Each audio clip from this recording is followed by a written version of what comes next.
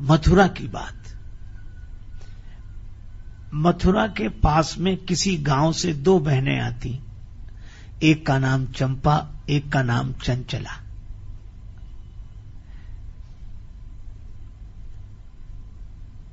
दूध बेचने आती मटकी में और लौटकर जाती। यमुना जी किनारे दोपहर को बैठकर घर से लाई हुई बासी दाल रोटी खाती, फिर घर चली जाती। रोज का नियम था। एक दिन दोनों भोजन कर रही थी तो चंपा ने कहा, बहन चंचला, हां चंपा, भगवान होते हैं और होते हैं तो कहां होते हैं। अब ये बिना पढ़ी लिखी दोनों देवियां हैं। तो चंचला बोली, हां भगवान तो होते हैं। कहां? संतों के पास। उन्हीं की कृपा से दर्शन होता है। तो भगवान कैसे होते हैं? वही जिनकी संत पूजा करते हैं, आरती करते हैं, प्रणाम करते हैं, अगरबत्ती लगाते हैं, हाथ जोड़ते हैं, वही होते हैं। अच्छा, तो कभी संत कृपा करें तो भगवान का दर्शन हो। दोनों भाव विवल हो गई, आंखों में आंसू आ गए। भगवान की लीला, यमुना जी का किनारा, ब्रज क्षेत्र, एक महात्मा उधर से आए और जो संत को देखा तो चंपा बोली, आज संत तो मिल गए। चंचला बोली, तो कोई भगवान का दर्शन कराने थोड़े ही आए। चलो आज संत मिले हैं, किसी दिन भगवंत मिलेंगे।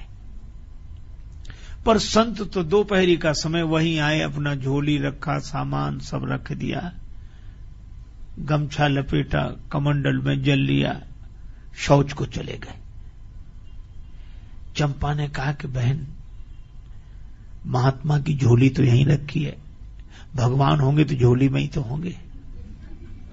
जब तक संत आए तब तक हम लोग दर्शन कर लें,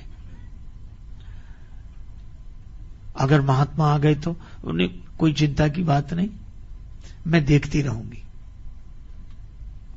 चंपा चली गई, उधर खड़ी हो गई ताकि संत को दूर से आते हुए देखे तो संकेत कर दे। और चंचला ने महात्मा की झोली खोली। अब महात्मा की झोली में क्या मिले? गीता, रामायण, गोपी चंदन, तुलसी माला, यही सब सारा सामान निकाल के रखती जाए। भगवान नहीं मिले। इतने में एक डिब्बा मिला और डिब्बे का जो ढक्कन खोला तो डिब्बे के भीतर रेशमी रुमाल पर भगवान बैठे। आपने भगवान की मूर्ति देखी, लड्डू लिए हुए, बड़ी प्रसन्न हुई। रुमाल निकाला, रुमाल नीचे बिछा दिया और भगवान को बिठाया।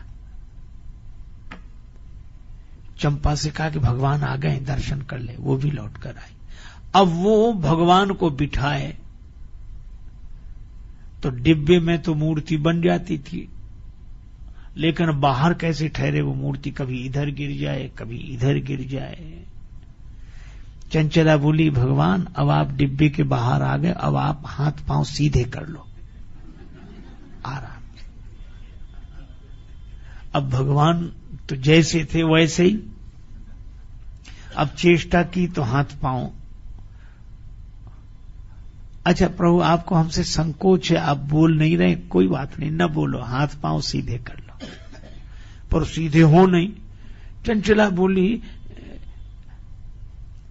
अपनी मटकी में मक्खन होगा, मक्खन लगाए थोड़ा। आंसू बहाती जाए और यही कहे, अवसर शून्य सान पाए देवी चंचल ने, झोरी सो झपट रघुराज को निकारे हैं। देख बाल रूप बिन मोल ही बिकाए ही, लाए बार बार अवधेश के दुलारे हैं।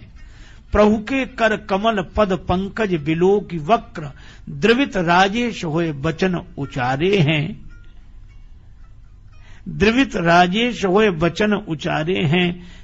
डिब्बा माहि राखी राखी कोमल श्री राम जू के, हाथ पांव निगुरे ने टेढ़े करी डारे हैं। ये डिब्बे से बाहर निकलने नहीं देता। भगवान के हाथ और ये चरण टेढ़े हो गए, आंसू बहाती जाए। माखन की मालिश करी जब होए भाव विभोर, तो हाथ पांव दोई कर दे सूधे अवध किशोर। भगवान भी प्रेम के वश भगवान के चरण और हाथ दोनों सीधे हो गए। अब भगवान की मूर्ति खड़ी हो गई। खड़ी हुई तो चरणों में फूल चढ़ाए, आंसू चढ़ाए, प्रणाम किया। अब भगवान आराम से, चंपा भी प्रणाम करके गई, और जैसे ही गई उधर से वो संत आते हुए दिखाई दिए। तो चंपा ने कहा, बहन जल्दी कर, महात्मा आ गए, जल्दी कर। तो चंचला भगवान से बोली कि प्रभु अब आप बैठ जाओ, डिब्बे में बैठ जाओ, बड़ी कृपा। अब भगवान की मूर्ति बैठे नहीं, अब डिब्बे में बिठाए तो ढक्कन न लगे। भगवान भी मानो कह रहे थे कि हम भी बहुत दिन में खड़े हुए हैं। अब वो कहे बैठ जाओ, वो बैठे नहीं। इतने में महात्मा आ गए। अब महात्मा मौन रहते थे जब तक स्नान न कर लें, तो क्रोध तो बहुत, लेकिन बोले कैसे। और देखा सामान सब बिखरा पड़ा। स्नान करके और जो देखा भगवान खड़े, तो जैसे संत ने दंडवत किया तो संत का हाथ लगते ही भगवान फिर सिकुड़कर वैसे ही हो गए। चंचला बोली, देखा भगवान को ये अकेले में डांटता होगा, कितना डरते हैं भगवान इससे। वो कह रही थी, नेगुरे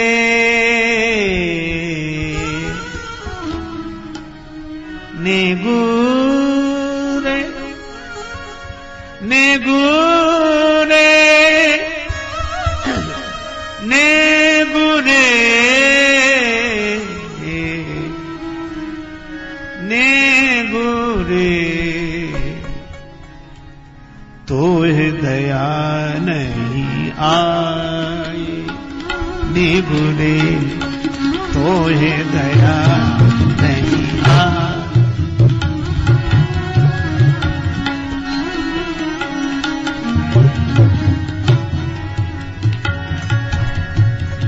संत बन्यो घर घर में, घर घर में डूले, जाने का पीर पराए।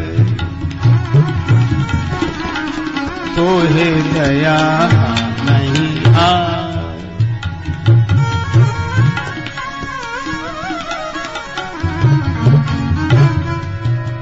जाने का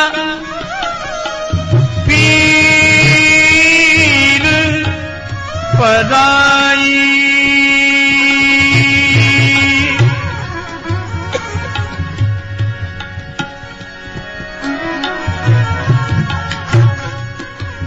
पीर पराई, तोहे तोहे तोहे दया नहीं आए।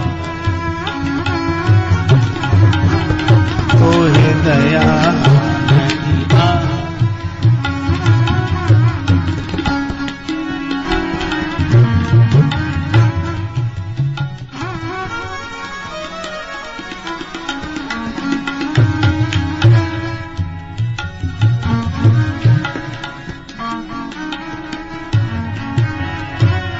जाने कब सोया डिब्बा में, राखे शिशु रघुराई।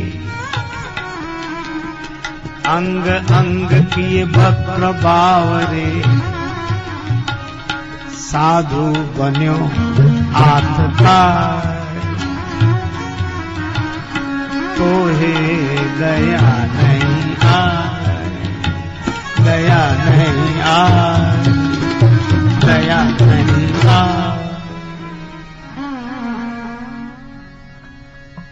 संत आंसू बहा रहे थे कि हमें भगवान का दर्शन हुआ। झोली में लेकर चल दिए, रोते जा रहे थे अकेले में। त्यागी परिवार इति दिन वेश विराग में कूदे भये। प्राण उदान बयान को कोमल कंठ में रूंधे भये। तीर्थ और मठ मंदिर में ध्यान धरे दृग मूंदे भये, और मुँह टेढ़े ही राम ललाजू रहे, अबला अनजान पे सूधे भये। हमारे लिए भगवान टेढ़े ही रहे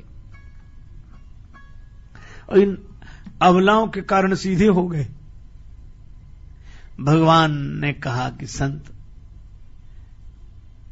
सही बात यह है कि हम टेढ़े के लिए टेढ़े ही होते हैं, पर सरल सीधे के लिए सीधे हो जाते हैं। कोई सहजता से विश्वास करके देखे।